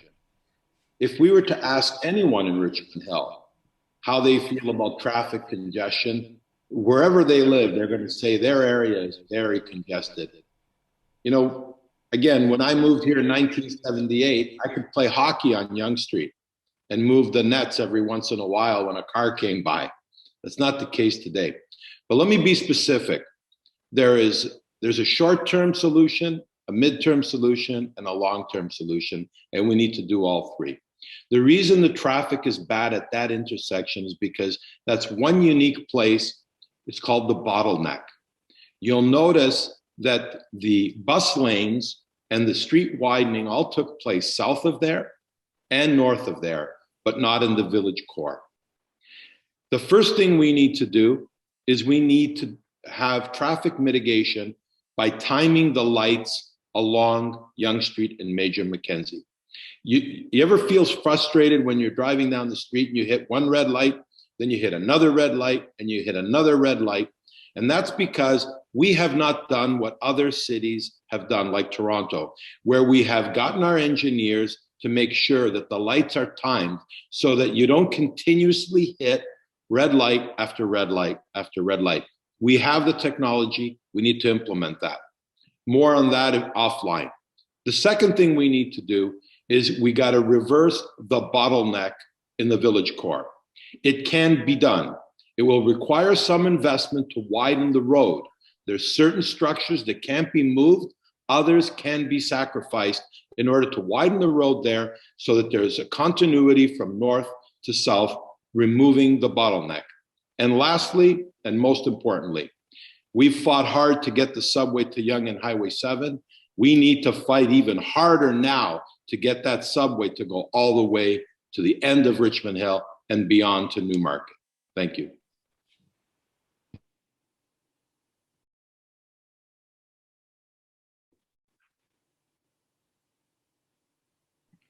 Rich, please unmute yourself. Susan, it is your turn to talk about the traffic issue. Great, thank you. Since I have been a resident of Richmond Hill, it seems that Yonge Street between Elgin Mills to the north and Highway 7 to the south has always been a problem. And it's not just Yonge Street, it's our adjoining streets. Plus, there's no way to get to Bayview quickly, and there's no way to use Bathurst Street quickly. So it seems that the core of Richmond Hill has spread from Bayview to Yonge Street to Bathurst. And the planning of the city has been done 20 years earlier. And yet the present sitting council allowed the high rises to be one after another along Yonge Street. So even though we can get engineers to get all of the traffic signals to match up during peak times, which used to be the morning rush and the evening rush, it is now 24/7. So there's no time that anybody can drive down Yonge Street and get a clear road all the way down. That was 30 years ago. So the planning hasn't been there. It hasn't been proactive. And they're still allowing more and more high rises to come into that area. Also, Richmond Hill keeps saying that we're trying to attract more and more business. That's just going to bring more and more cars here. So there has to be a better solution for the future. And it all is about technology. And the present sitting council is not taking advantage of that. So let's all work together once the new mayor is in power and we can go through the budget and see what is available. Thanks. Thank you very much, Susan. Joe, it's all yours. Okay, thank you very much. This question revolves around the bulk of what we're doing right now at Richmond Hill Council, and we're progressing. We're really getting towards the answer. The question was the traffic congestion, specifically at Yonge and Major Mac, and what can be done. What we have to do is get people out of their cars. We have to change the complete culture in Richmond Hill. We have to get, attract people that want to live in Richmond Hill because they don't want a vehicle, because we have excellent transit. We are in the process of transforming our city into a transit city.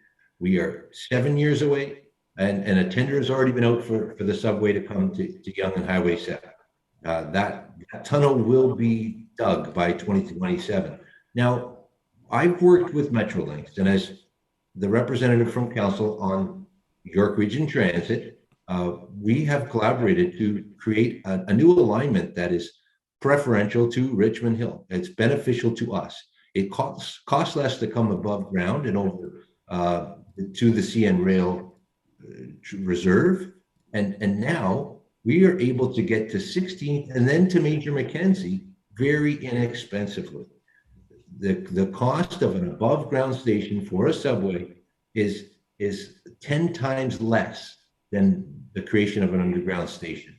There's no boring involved. We have the right of way. We are able to get our subway from Highway 7 to Major Mackenzie in short order. And when there's proper underground public transit, higher order transit, when our transit works, when it's efficient, when it operates well in sync with all the other modes of transportation, then people can make a choice to have one less vehicle or not to have a vehicle at all. And that's the solution for Richmond Hill. We're on the way and we're almost there.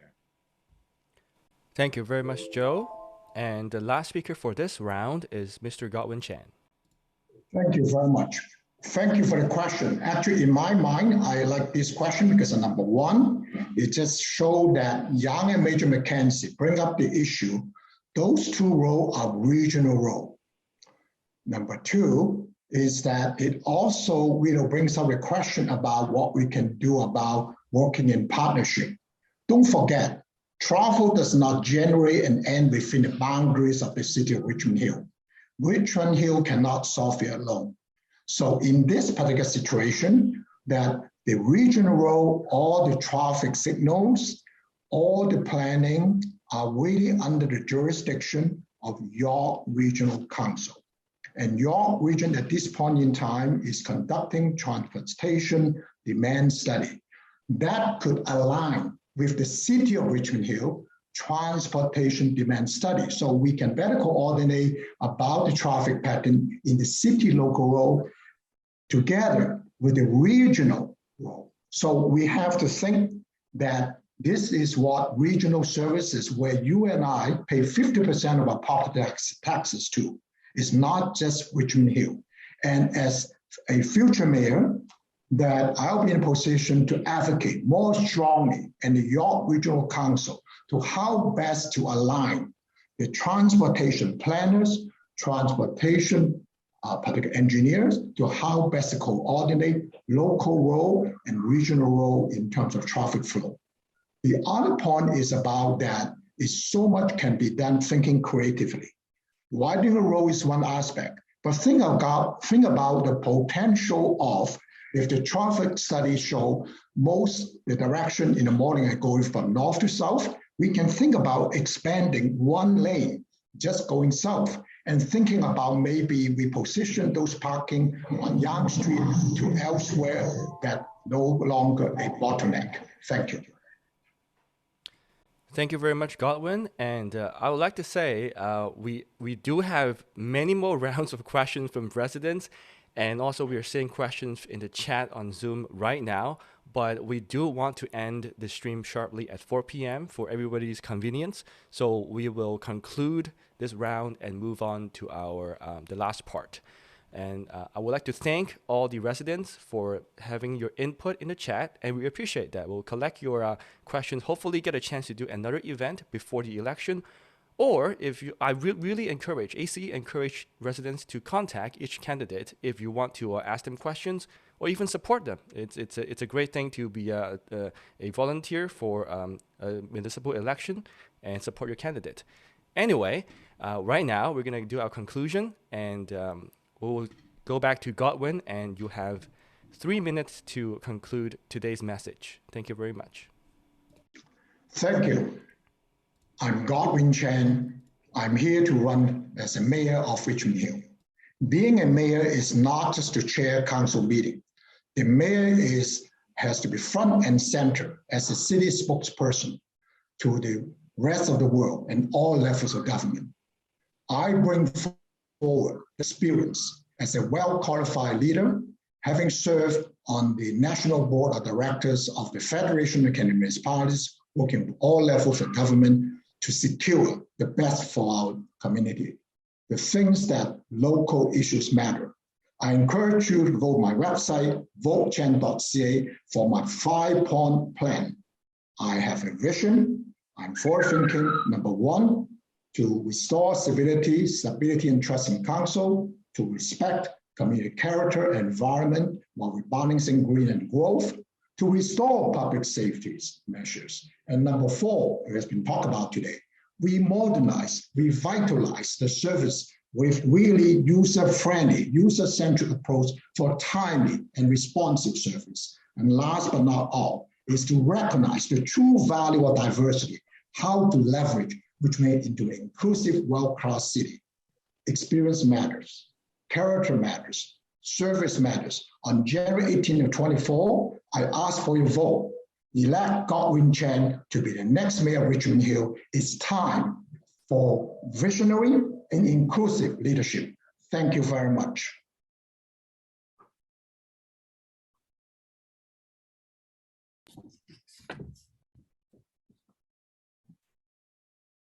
Rich, please unmute yourself.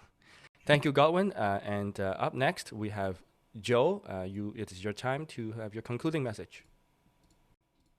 Okay, well, thank you very much. And thank you very much to ACE, Active Community Engagement, for hosting this candidates forum. I would like to close today by focusing on our future and how I am uniquely qualified to lead that future. Public service is not an easy role, and the mayor's position is one of the most important positions in the city. As acting mayor for the last 11 months, I know well the responsibility of that position and the services residents expect. I've done so willing and with continued enthusiasm and dedication to those responsibilities. We've been living in an unprecedented time in our history, and as acting mayor, I have governed effectively under unprecedented circumstances in the city of Richmond Hill.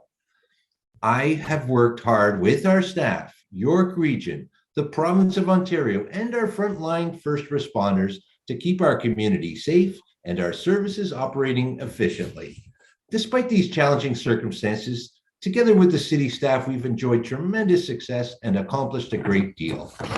In doing so, I believe my experience as a councillor, regional councillor, deputy mayor, and now acting mayor prepared me well for this role and the challenges we experienced. I believe the depth of my experience in municipal governance and the things I've accomplished over the past 24 years are unmatched in this by-election. While acting mayor, our city has received numerous awards from the World Council on City Data for our environment and multiculturalism, the Arbor Foundation for our tree preservation and tree canopy, and as co-chair of the library board, I was thrilled we received the prestigious award for the Oak Ridges Library for its energy-efficient design. Earlier this year, I helped bring the Bloomington Go to Oak Ridges. I helped welcome Mill Pond's designation into the Greenbelt. I finalized our negotiations with Metrolinx in the province and on the Young North Subway and ensured the final funding from the federal government was in place. I closed the confidential negotiation on bringing Amazon to Richmond Hill and insisted that all their fleet vehicles be electric by 2040. Finally, I've demonstrated the ability to serve as mayor and chair of council under very challenging operating circumstances. My vision is a city that is green, sustainable, welcoming to all, one that provides convenient, affordable transit, more parks and trails, increased tree planting, park spaces, and expanded trails. My vision is for our community to be an example everyone turns to as an example of the right way to build a city. If elected mayor, I will be completely dedicated to fulfilling that vision and ensuring all our residents, regardless of race, background, gender, or religious belief, are respected, are engaged, are listened to, and are provided every opportunity to be part of our growth and our success. As my recent stance on Bill 21 showed that commitment, I hope I can count on your vote to help make that happen. Thank you. Thank you very much, Joe. And up next, we have Susan Corman for your closing remarks. Thank you again, Active Community Engagement, and all of you that have stayed and listened. Every vote can single-handedly change this city. Your vote can keep Richmond Hill dealing with the same misleading politics, which is shown to not care about issues that are important to us all, or embrace a new system that believes in listening to the diverse issues of everyone, believes in fiscal responsibility, accountability, honesty, integrity, and transparency, and believes in good policies that enrich our community. Mental health facilities have not been addressed with new and better strategies. Affordable housing has not been addressed with new and better strategies. Tax breaks for housing and small businesses during this never-ending pandemic has not been addressed with new and better strategies. A connected transit system that links Richmond Hill to all of York Region and downtown Toronto has not been addressed with new and better strategies.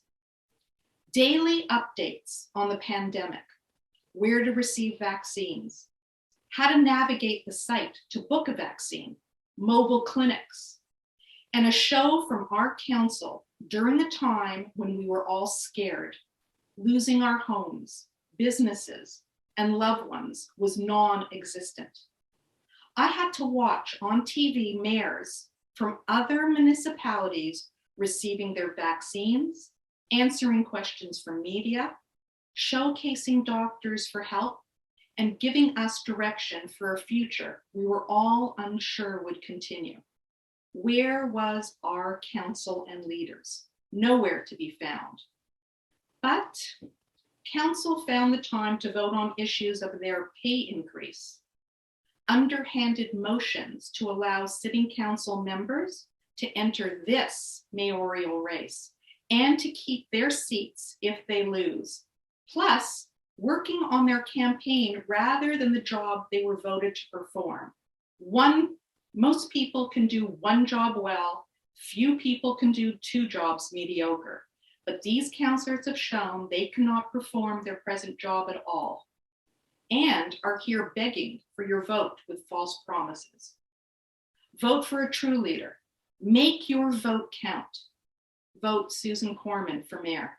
Thank you. Thank you very much, Susan. Up next, we have Mr. Carmine Pirelli. Thank you, everyone. It's a great honor and a privilege to serve the people of Richmond Hill. I think the role of mayor is to set the vision for the future and work with everyone to get it accomplished. It's results-based. When residents came to me in the past and said, you know, why does Toronto have windrow smoke clearing and we don't? I fought for it. We got it done. And today we enjoy that service, everyone. During this term of office, when the pandemic caused our businesses to shut down and our small business especially were struggling and our residents were struggling, I moved the motion that the property taxes should be deferred to the end of the year if you couldn't pay for them. For those that needed to take advantage of it, they did. Fortunately, most did not need to use it and didn't. Thirdly, when we realized that the pandemic was hurting our small businesses, I launched a campaign in response to that. It was the Richmond Hill Shop Local Mask campaign.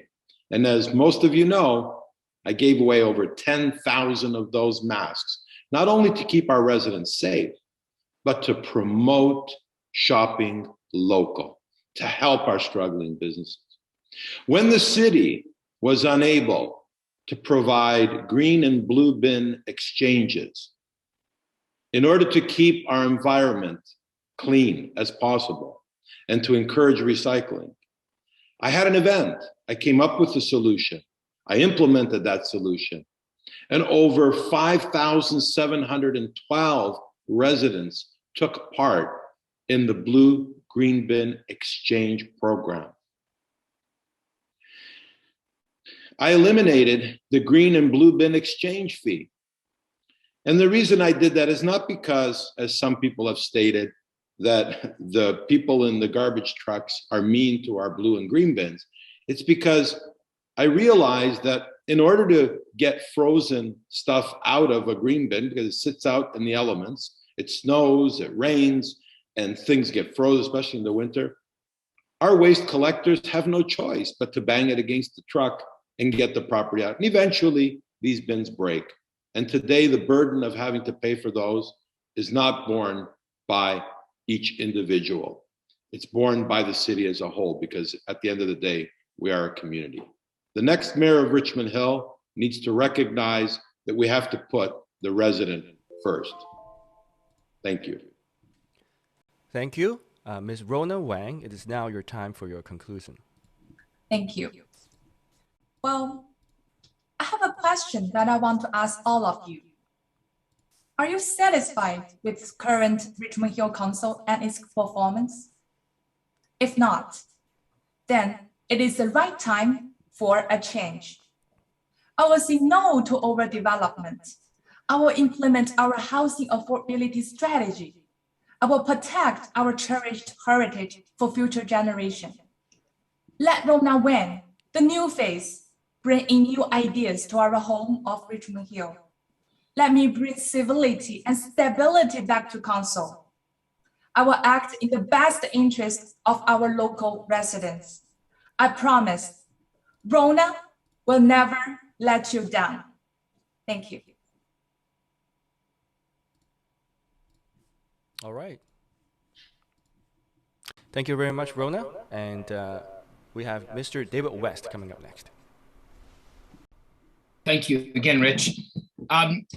So thank you again to the organizers of this event. I just want to close off by just reiterating some of the things that I think are important and what I would consider my vision for Richmond Hill. And these are things that I've heard from other people. I mean, I agree, but they're also coming from residents that I've spoken to over the last 9 years.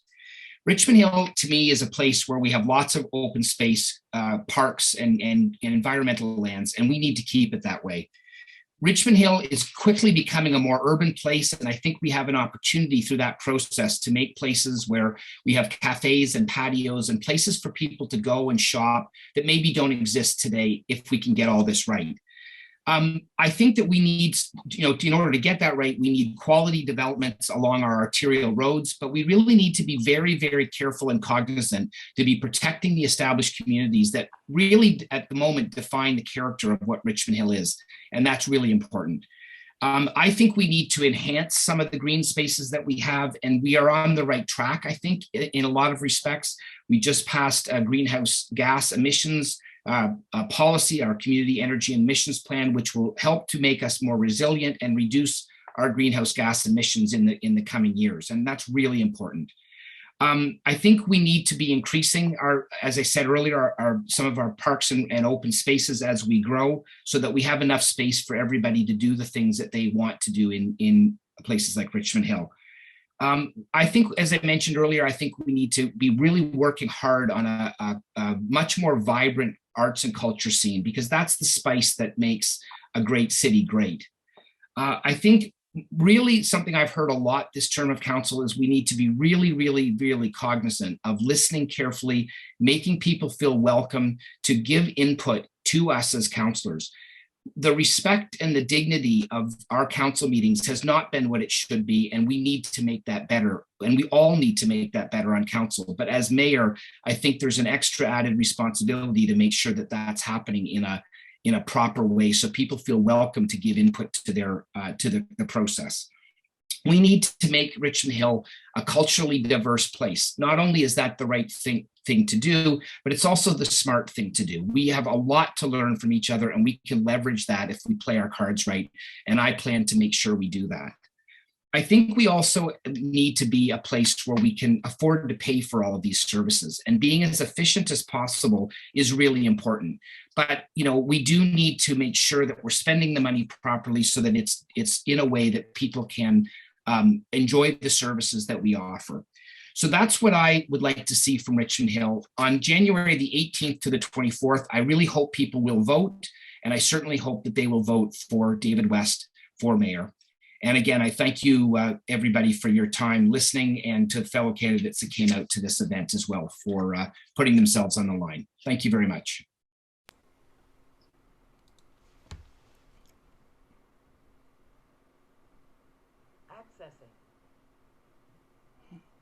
Rich, please mute yourself. Thank you, David. And up next, we have Yuni Yang for conclusion remarks. Mm-hmm. So throughout this past 2 hours, we have seen but a very small taste of the many different topics and discussions, controversies, and ideas and innovation that our city has brought to the table. And I'll quote from one of our questions, Majid Zohari. We are living in the social media era, and residents want to be engaged with their elected officials. And the main question has to do with interacting on social media pages, as well as voicing ideas of disagreement or dissent. I have a better suggestion. We do live in an era of digital culture, flex work schedules, and many different changes that we might not even know yet, because we are seeing great changes in the fabric of society in the 21st century.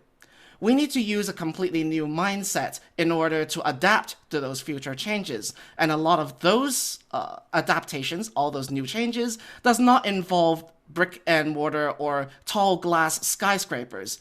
Rather, it is in the human heart and connecting those ideas and minds out there with the rest of the people.